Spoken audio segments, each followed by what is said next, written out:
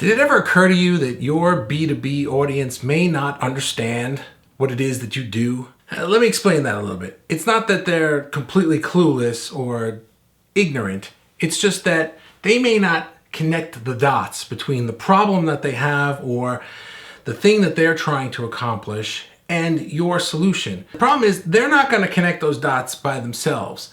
They're going to go into their research with some preconceived notions, find the closest thing that fits their mental picture of the landscape, and they're probably just going to go with that. As a B2B marketer, your job is to connect the dots meticulously, and I mean really simply, so that they can't mistake the fact that what you do is the best solution for what it is that they need to get done. So what happens when your audience doesn't actually understand what you do?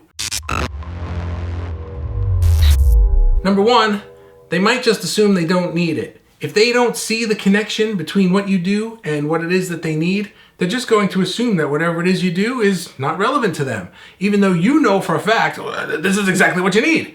But they don't see it that way because you haven't done the work to lay out the connection for them. Maybe they don't realize that they have this problem. Maybe they're just going about their day and this is just the way it's always been. So you've got a solution to a problem they don't even realize they have. Number two, maybe they do see that you exist. Maybe they do see that you have a solution, and maybe they do see that it's something that could fix a problem that they have. And maybe they just figure, we can do this ourselves. Again, if they don't see the connection between what you do and what it is that they need to get done, they may just figure, well, here's a problem that we have and we're just gonna figure out how to fix this problem ourselves. Maybe we'll hire somebody, maybe we'll put a team together in-house. Whatever it is, they may feel like they're just on their own.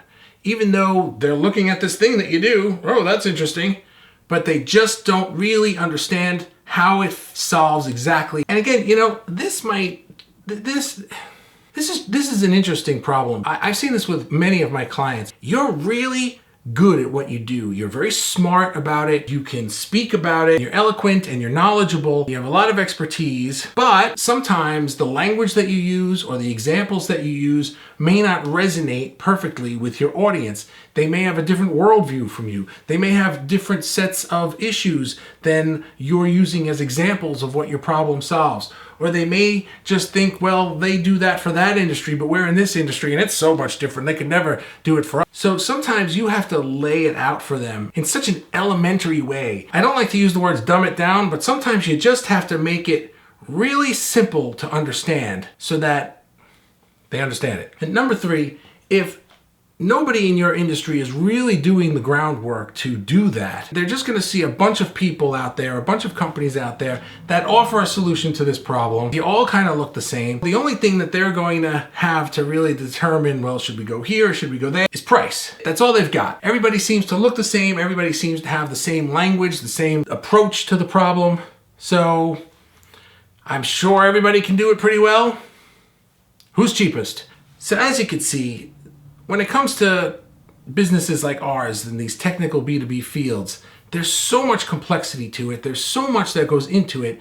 And yet you have to make sure that you can explain it in a way that people who aren't in your world every single day can understand it. That's what I do. I take really complex things and I can articulate them in a way that just about anybody can understand them. Not just understand them, but sort of apply them to their own world so they can see, oh, I need that. That's great. Let's talk about that. So if you'd like to talk to me about that, give me a call. Thanks for watching. I'll see you tomorrow.